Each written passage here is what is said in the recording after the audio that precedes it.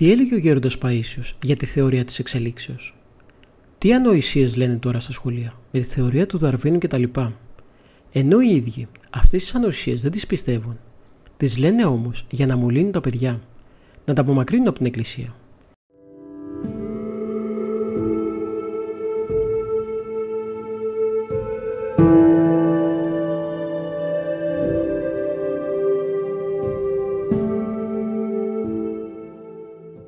Μου είπε κάποιος, αν πούμε ότι το χώμα είχε διάφορα συστατικά, διάφορους οργανισμούς και ο Θεός πήρε από αυτά και έκανε τον άνθρωπο.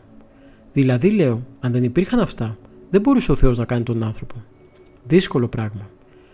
Αν πούμε, μου λέει, ότι πήρε πρώτα από τον πίθηκο και τον τελειοποίησε, καλά του λέω, δεν μπορούσε ο Θεός να κάνει το τέλειο δημιούργημα, τον άνθρωπο που διέθεσε για αυτόν ολόκληρη ημέρα. Έπρεπε να βρει ανταλλακτικά. Διάβασε να δεις τι λέει στην προφητεία του Ιώβ, στο ανάγνωσμα της Μεγάλης Πέμπτης. Τώρα αυτά για τον πίθηκο, ούτε η επιστήμη τα παραδέχεται.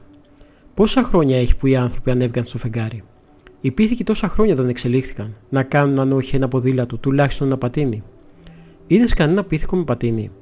Άλλο αν πάρεις ένα πίθηκο και του μάθεις να κάνει πατίνι. Αν πούμε, λέει εκείνο, αν πούμε εκείνο.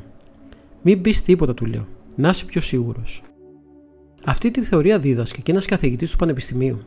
Του είπα μια φορά, σιγά σιγά με την περιποίηση, η φασολιά θα γίνει καλύτερη φασολιά. Η μελιτζανιά καλύτερη μελιτζανιά. Ο πίθηκος, άμα τον ταΐσεις, άμα τον περιποιηθείς, θα γίνει καλύτερος πίθηκος. Δεν μπορεί να γίνει άνθρωπος.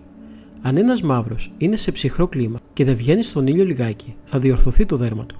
Δεν θα πάψει όμως να είναι μαύρος. Και ύστερα, αν σκεφτείς ότι από άνθρωπο, την Παναγία μας γεννήθηκε ο Χριστός, δηλαδή πρόγονος του Χριστού ήταν ο πίθηκος, τι βλασφημία. Και δεν το καταλαβαίνουν του βλασφημούν. Ρίχνουν μια πέτρα και δεν κοιτούν πόσα κεφάλια θα σπάσει. Σου λέει μετά, εγώ την έριξα πιο μακριά από τον άλλον. Αυτό κάνουν σήμερα. Θαυμάζουν ποιος θα πετάξει πιο μακριά την πέτρα. Πόσα κεφάλια θα σπάσει από αυτούς που περνάνε εκεί κάτω. Δεν το σκέφτονται. Γέροντα, ρώτησε κάποιος τον γέροντα Παΐσιο. Μερικοί νομίζουν ότι με αυτές τις θεωρίες θα κάνουν τους μαρξιστές να πλησιάσουν την Εκκλησία.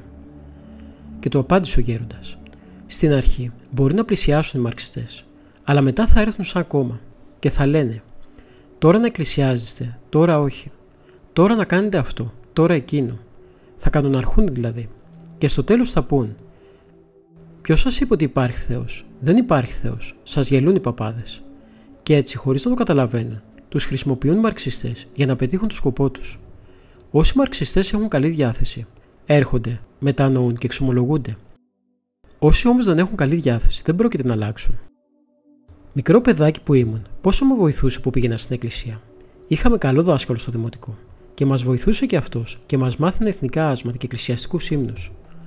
Στην εκκλησία τις Κυριακές ψάλαμε τη δοξολογία, τις πρεσβείες της Θεοτόκου, Άγιος ο Θεός και το χειρουβικό. Και τα κοριτσάκια ψάλανε γέροντα.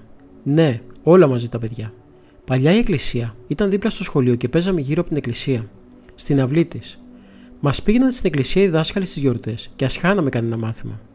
Προτιμούσε ο δάσκαλος να χάσει μια ώρα για να λειτουργηθούν τα παιδιά. Έτσι τα παιδιά διδάσκονταν, αγιάζονταν και γίνονταν αρνάκια.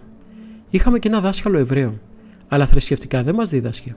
Ερχόταν μια δασκάλα και μας έκανε θρησκευτικά.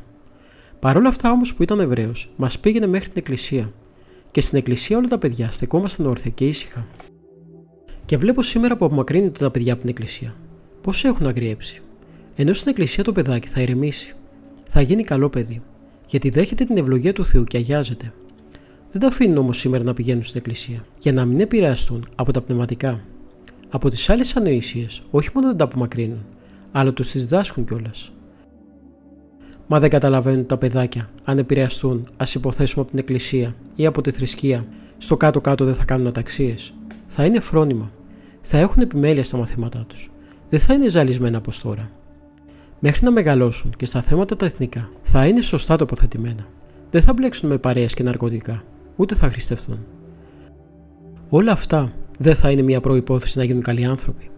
Αυτό τουλάχιστον δεν το αναγνωρίζουν, δεν το σέβονται. Αλλά σκοπός τους τώρα είναι να απομακρύνουν τα παιδιά από την εκκλησία.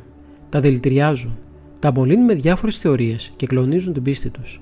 Τα εμποδίζουν από το καλό για να τα χρηστέψουν. Τα καταστρέφουν από μικρά. Και τα παιδάκια φυσικά από αρνάκια γίνονται κατσικάκια. Αρχίζουν μετά να χτυπούν άσχημα τους γονείς τους και τους δασκάλους και αυτούς που τα κυβερνούν. Τα κάνουν όλα άνω κάτω. Συλλαλητήρια, καταλήψεις, αποχή από τα μαθήματα. Και τελικά, όταν φτάσουν να ξεκυλιάσουν αυτούς που τα κυβερνούν, τότε θα βάλουν και αυτοί μυαλό.